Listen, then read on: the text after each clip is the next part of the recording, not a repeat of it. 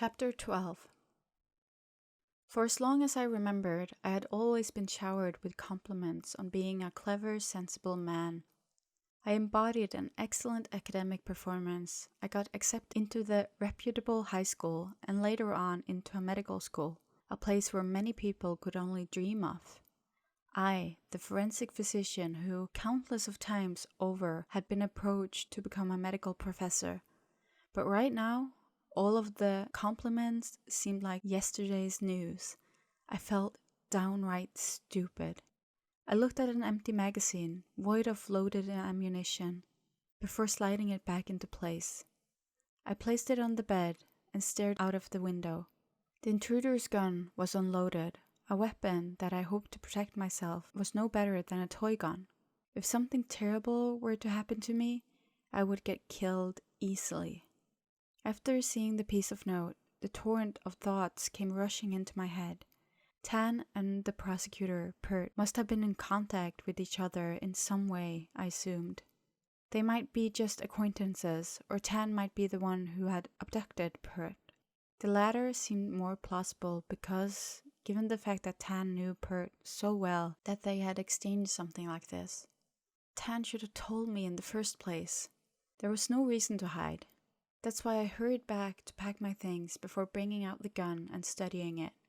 I knew a thing or two about guns from my forensic classes, but not as proficient in this area as crime scene investigators, and when I discovered that the gun wasn't loaded, it was like being stabbed in the heart from behind.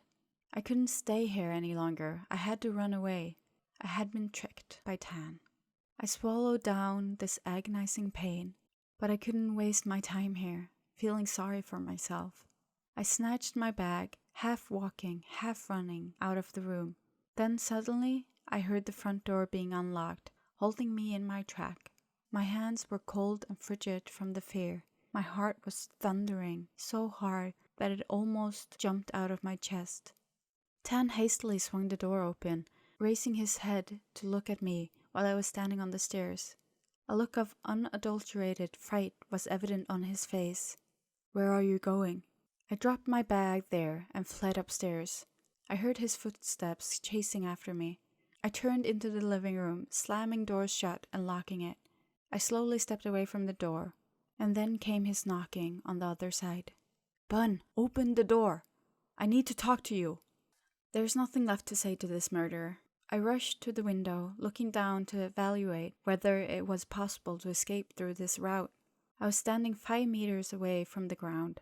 At this height, jumping out of the window should result in serious physical injuries. A sound of the door being unlocked. I turned my head back and decided to pull the gun out of the pocket. The door swung open to reveal Tan's tall figure towering there. Instantly, I lifted the empty gun and aimed at him. The more I looked at his face, the more my pain intensified. I pressed my lips together, trying not to give away any emotions. "You're home early?" My voice was audibly shaking. Tan held up his hands, looking astonishingly calm. "Bun, where is the prosecutor?" Tan slowly approached me. "Stop right there. Don't come any closer," I roared. Tan paused. "Come with me. You're in danger." "Yeah, my danger is right here." I stepped back. Tan sighed, lowered his hands, and stepped at a quick gait towards me. Of course he was brave enough to do this because he knew my gun wasn't loaded.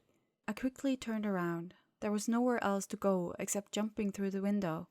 I tried to swing in the other direction in order to evade him, but his long arm grasped my torso just in time. He pulled me into his tight embrace. I dropped the useless gun and fought back, stepping on his foot, jamming my elbow backward. Tan momentarily removed his grip on me, but that was all I needed to escape from him. "Bun, stop, or I'll shoot you!" Tan's voice resounded throughout the room. I, who was about to reach the door, stopped in my track, and slowly I turned over to face Tan. Tan wasn't joking. He had a small revolver in his hands. Not the same I had thrown away a moment ago. Its end was pointing at me. My life's over. My life would probably end here. Ended at the hands of a man who claimed to love me. Tan walked towards me, hugging me tightly, all while still holding the gun. My whole body was shaking. "I'm sorry to have to do this to you.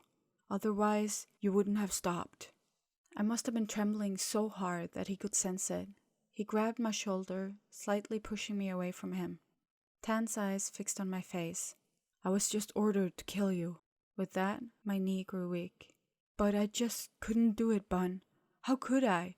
My work has fallen apart since the moment I first saw you." Tan raised his free hand and stroked my cheek. His countenance seemed confused and anxious. However, at this point, I no longer believed any actions or words coming from him. Is any of this true?" I asked.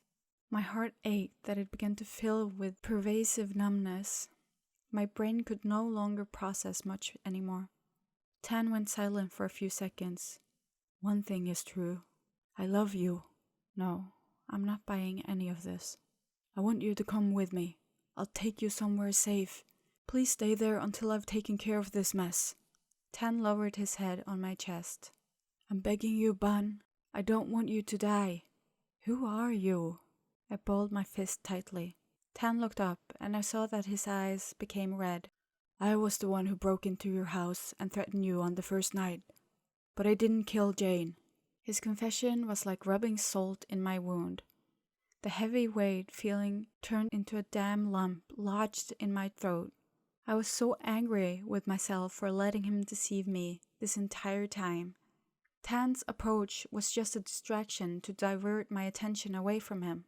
And I put my trust in him, believed him, ended up having feelings for him. "Who killed Jane Jira?" "I know who did it, but I can't tell you just yet. When the time comes, I'll tell you." His face was bleeding. "Listen, I don't mind if you hate me, but now I need your cooperation. You have to lay low for a while so that my boss would think that you are dead, and I will finish this problem later." "I'm not going anywhere with you." I tried to push him as the voice of reason inside me began to fade away. Tan pulled my wrist together, effectively preventing me from pushing him away. "Bun," Tan harshly spoke in a fierce voice.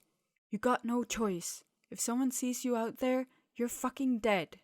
You have no idea what you're dealing with." "Let me guess. You're gonna bury my body in the forest?" I shot back with rage.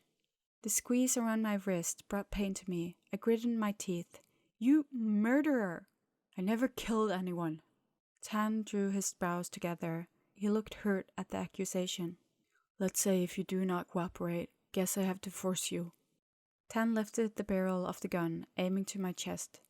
"Go to my room." Tan let go of my wrist, urging me out of the room towards his bedroom. I didn't resist him, but this had nothing to do with the gun pointing at my back. I just felt like I have lost the will to fight. Tan positioned me at the headboard, lifting the gun at me.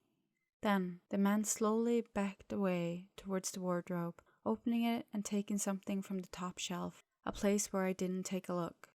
A black leather case was hidden under the towel. Tan unwrapped the case with one hand, revealing a familiar shape of a silver object that elicited a soft clang when the object touched. Where did he get all of those things? Guns, handcuffs. Must be his connections with the police. Tan approached me, slapped the cuffs on my right wrist, and slapped the other end around the pole at the headboard. I turned to my restraint. My freedom had been taken away.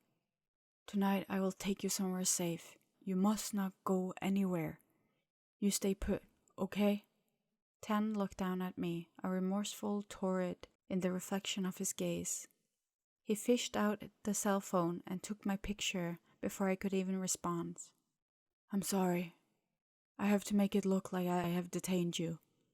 I didn't know how to react to Tan's actions. Tan slid his hand down to touch my pocket. I used my free hand to push his body back, but it was no use. I reached into my pocket and took Pert's cell phone out, putting it in his breast pocket. I heard the vibration. His phone, it seemed, and Tan quickly took the call. "Boss." He looked at me. "Yeah, leave it to me." Tan frowned before leaving the room, slamming the door shut. Only silence remained. I tried to wrench my restrained hand out of the handcuffs.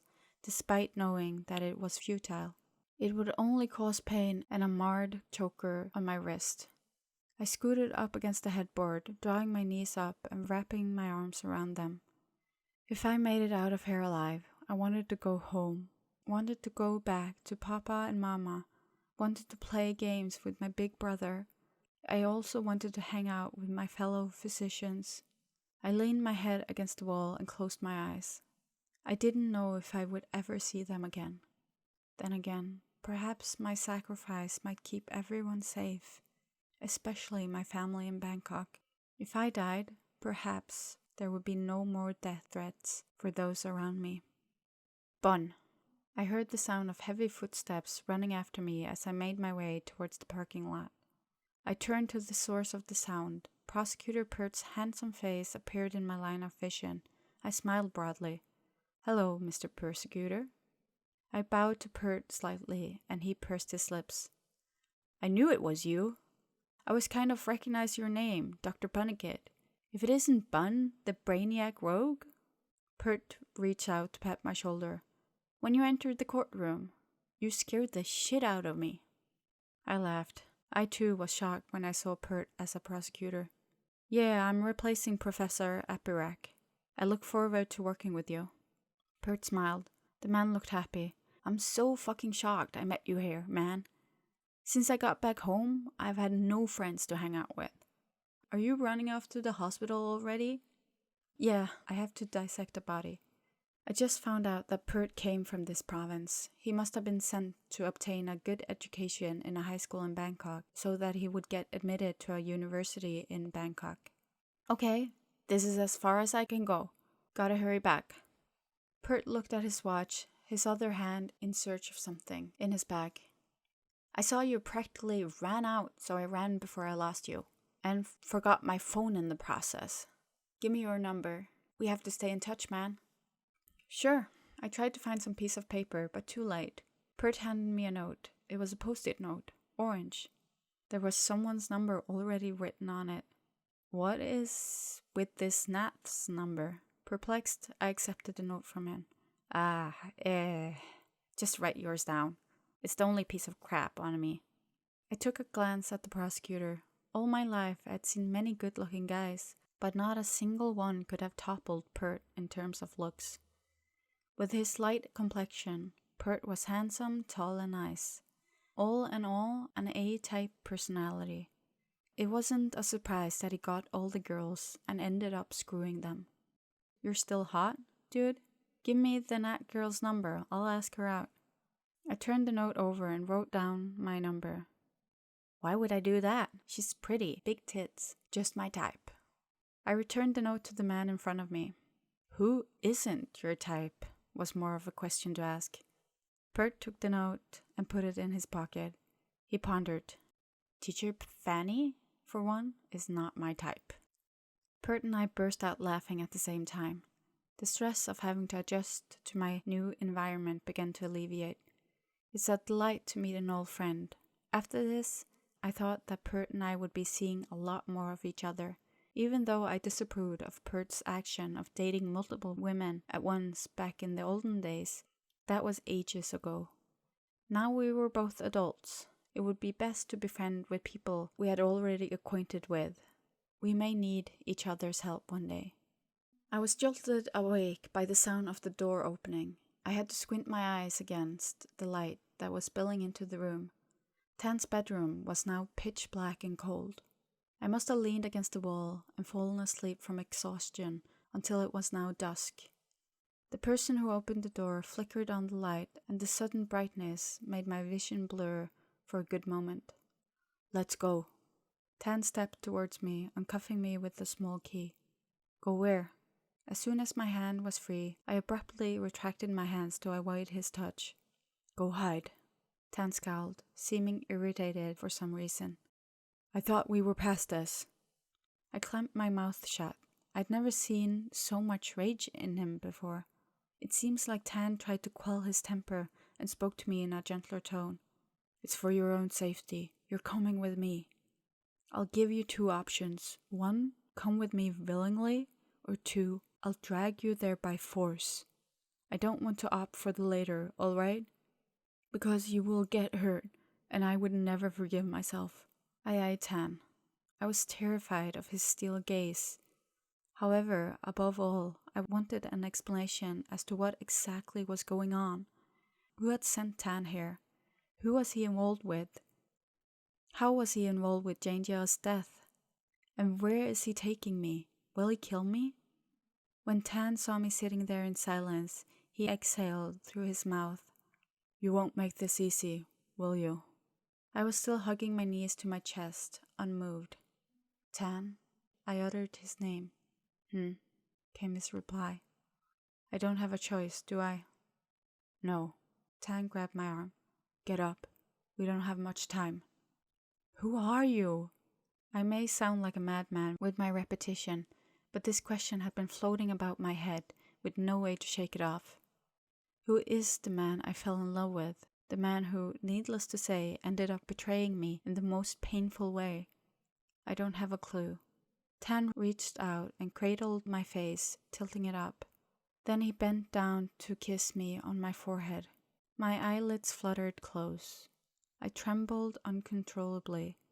I didn't know what he intended to convey by his action. All I could feel at this very moment was pure, unadulterated fear. I promise, when it's over, I will tell you everything. Tan's voice was heartbreaking. If I survive this, we will run away together, and I will tell you everything about me.